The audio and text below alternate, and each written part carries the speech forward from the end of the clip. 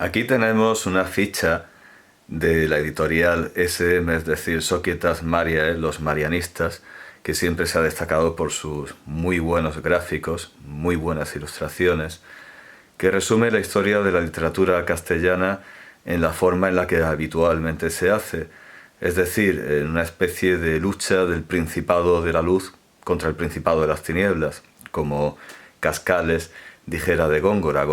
Cascales dijo que Góngora al principio fue príncipe de luz y después príncipe de tinieblas.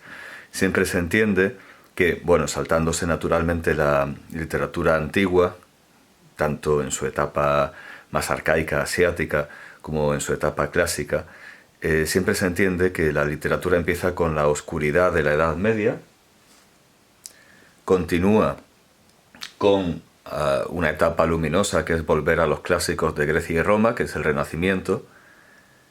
Después tenemos una vuelta a la oscuridad, que es el Barroco, una vuelta al ideal grecorromano, luminoso, despierto, que es el clasicismo o el neoclasicismo. Y luego entraremos en detalles sobre cómo debería llamarse. Después, una etapa de nuevo oscura y onírica, ensoñadora, que es el romanticismo, una etapa que es todo lo contrario, la luz de la realidad, que es el realismo. A veces se decanta una parte más sórdida, que es el naturalismo, que aquí no aparece. En algunas otras divisiones escolásticas que se usan en América, pues aparecen muchísimos más movimientos, especialmente en el siglo XX. Aparece la novela de la Revolución Mexicana, aparece el boom latino, que es algo que estaría muy bien para nombrar un disco recopilatorio de reggaetón, pero un movimiento literario no tanto. Al llegar al realismo, si lo queremos dividir en naturalismo o no, el caso es que también a esa etapa supuestamente luminosa o realista sucede una etapa más onírica, que es el modernismo. Más oscuro, a no ser que entendamos el naturalismo como algo más oscuro, porque es más sórdido. Siempre se ponen ejemplos de Solá en los que, por ejemplo, se define el nacimiento de un personaje como si saliera disparado como el corcho de una botella de champán. Eso es efectivamente irrealista y sórdido. Pues encaja de la manera que quieran los que lo cuenten, una etapa luminosa y una etapa oscura. Es decir, la luminosa sería el realismo, la sórdida y por eso irrealista sería el naturalismo, o bien si prescindimos del naturalismo sería el modernismo. Y a partir de ahí, como vemos, todo se complica mucho en la explicación escolar, muchísimo, y hay asombrosamente una cantidad ingente de movimientos, cuando en la Edad Media, pues aquí se ejemplifica solo con una obra, que es el Cid, que por cierto se pone en 1140, algo que, bueno, también explicaremos que habría que cambiar. Vista esta explicación, que es la general, vamos a entrar en detalles y vamos a recordar en esta nuestra explicación que sí, puede haber una lucha de la luz y las tinieblas, pero que el que es príncipe de una y otra es siempre la misma persona, el mismo tiempo, los mismos hombres, la misma humanidad y los mismos grandes hombres. Hay que recordar siempre, como hizo Thomas Stearns Eliot, que el ser humano, la naturaleza humana, mejor dicho, no puede soportar demasiada realidad. Yo sé perfectamente que el bilingüismo ha llegado a todos los centros y no sería necesario que yo tradujera estos versos de La Tierra Baldía. ¿Qué maneras hay para huir de la realidad? La primera, viajar en el espacio, el huir en el espacio. Yendo lejos, uno encuentra cosas insólitas. Incluso en nuestros días, aquí tenemos una imagen de Moby Dick de Herman Melville. Es la misma fascinación por el monstruo que uno encuentra lejos ya en la modernidad, no ya en la Edad Media, sino en muy avanzado el siglo XIX. Otra manera de huir de la realidad es el viaje, pero a lo sobrenatural, al cielo, al infierno, a una dimensión sobrenatural que de todas maneras En la antigüedad se entendía que era también un desplazamiento en el tiempo, porque se entendía que el infierno, la morada de los dioses, de los muertos, eran lugares físicos, simplemente uno tenía que empezar a andar y llegaba a ellos. Aquí tenemos una imagen del Ardaviraf, en el que Ardaviraf, que es el héroe de esta historia, visita los infiernos como un don extraordinario que se le ha concedido, ya que es el más justo de los hombres. Es el más justo de los hombres según la mentalidad persa zoroástrica, de los seguidores de Zoroastro, porque tenía 7 hermanas y las ha convertido en mujeres, en sus esposas a las 7. Se ha acostado con las 7. El gran clásico, que es un viaje físico, pero que es un viaje espiritual, es la Divina Comedia, en la que sin embargo Dante naturalmente interpreta que no son lugares físicos, es toda una figura literaria. La intrincada geografía del infierno, el paraíso, en realidad Dante sabe, lo presenta y así lo ve también el espectador como una ficción, aunque la parte real, que es Florencia,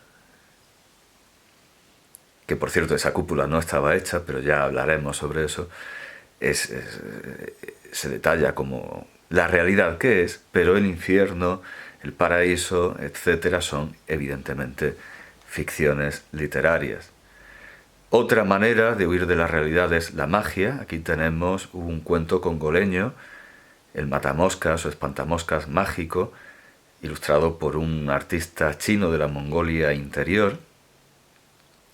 Otra manera son los sueños, otra manera de escapar a la realidad son los sueños. Aquí tenemos un famoso sueño bíblico, los sueños abundan en la Biblia, este es el sueño de la escala de Jacob.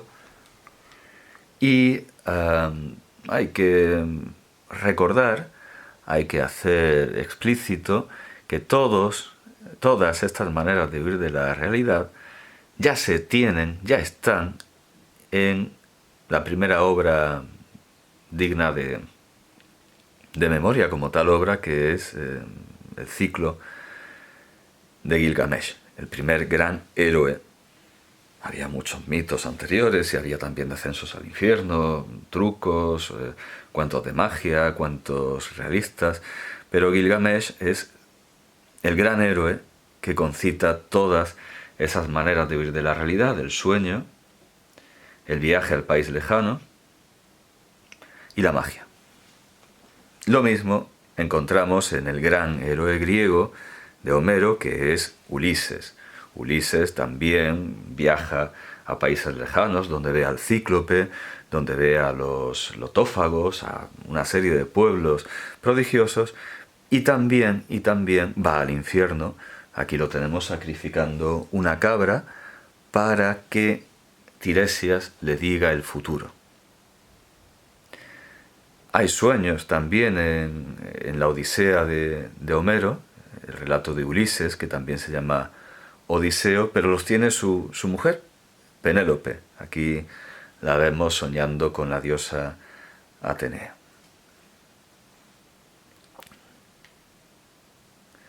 Otra manera de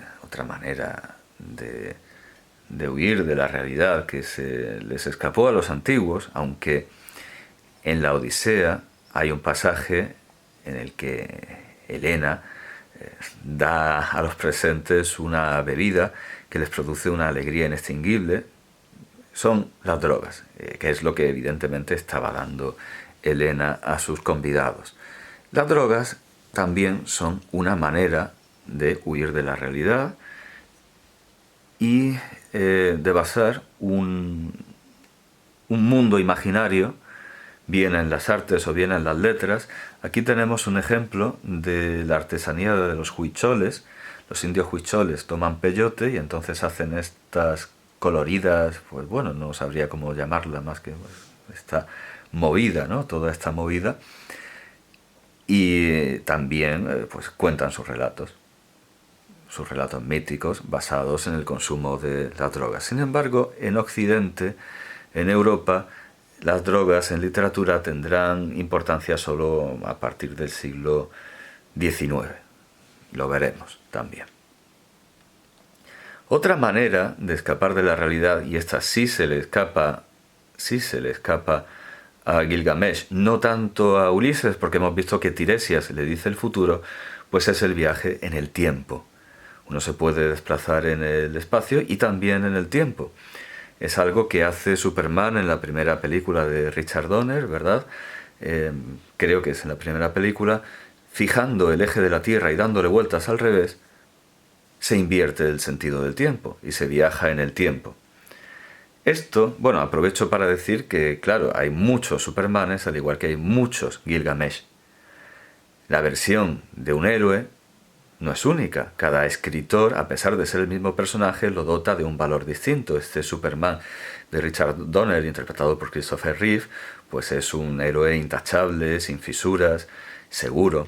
En tanto que otras interpretaciones, como la que se quería hacer por Tim Burton con Nicolas Cage, pues es un superhéroe menos seguro, con más fisuras. Y bueno, el precedente, el precursor de de Christopher Reeve, que fue Reeves, casualmente se llamaba Reeves, el Superman que había antes de Christopher Reeve, que era Reeves, pues no sé muy bien cómo calificarlo. Aquí, además, las botellas, y es otro tipo de superhéroe. Si Christopher Reeve es el héroe y Nicolas Cage podría ser el antihéroe, que se identificaría más pues con la versión Acadia, con la versión Babilonia de Gilgamesh, que es un Gilgamesh mucho más inseguro, pues esto ya no sabría ni calificarlo, y sin embargo fue lo admitido y lo aceptado por el público con ninguna suspensión de la credibilidad. Para ellos, antes de Christopher Reeve, este era Superman. Bueno, pues esa manera de invertir el tiempo es la que plantea Platón, el filósofo Platón, que por cierto estaría más en condiciones de hacer de superhombre que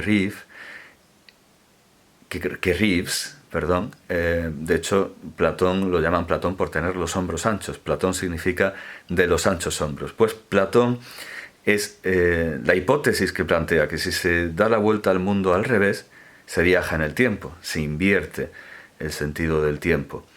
Esto, que por cierto también he visto mencionar a Stephen Hawking, porque como ahora en la física contemporánea el espacio y el tiempo van unidos y son un continuo, pues parece ser que no es una idea, aunque sea una idea absurda, no es una idea tan injustificada. Bueno, pues el viaje en el tiempo es algo que no se les ocurrió a los antiguos, no se les ocurrió hacer ficciones, es algo más contemporáneo, y hay muchas maneras de viajar en el tiempo. Una es quedándose congelado, esperar a que pase el tiempo y aparecer en él, como aparece en Futurama, que tiene su origen, esa idea de nosotros nos quedamos esperando a que pase el tiempo y reaparecemos en un mundo cambiado, pues tiene su origen en la historia de los 7 durmientes de Éfeso, que vemos aquí. Es una historia siríaca del siglo VI, que se reproduce en muchos otros países, muchas naciones. Incluso hay un historiador árabe de Granada que cree que los 7 durmientes son de Loja, que están ahí viviendo, que estaban en una cueva de Loja.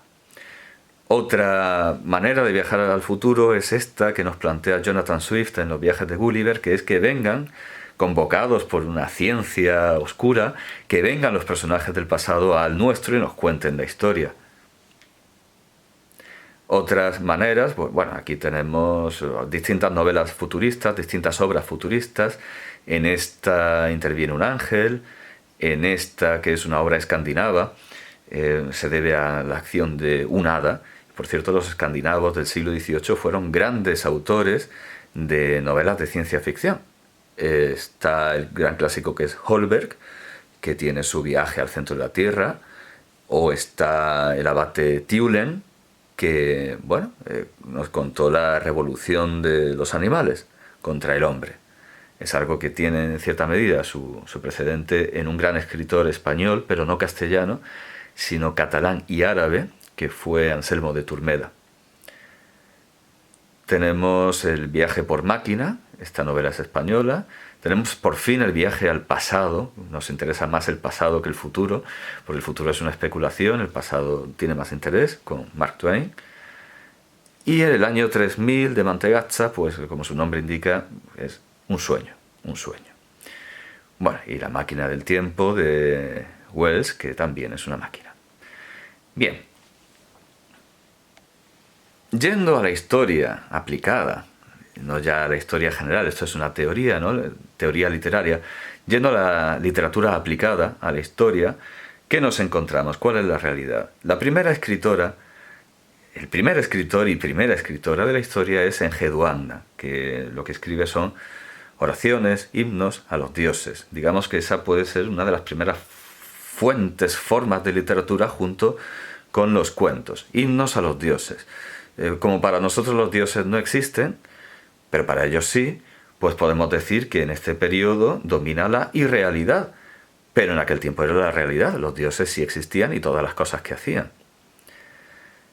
Si nos vamos a la literatura antigua, oriental, asiática y africana, que nos importa, quizá la primera obra que debamos destacar como obra literaria moderna, fuera de los himnos y los cuentos, las oraciones, los rezos y los mitos, sea el diálogo de un hombre con su Ba, que es una parte del alma, o un tipo del alma. Digamos que el hombre tenía varias almas.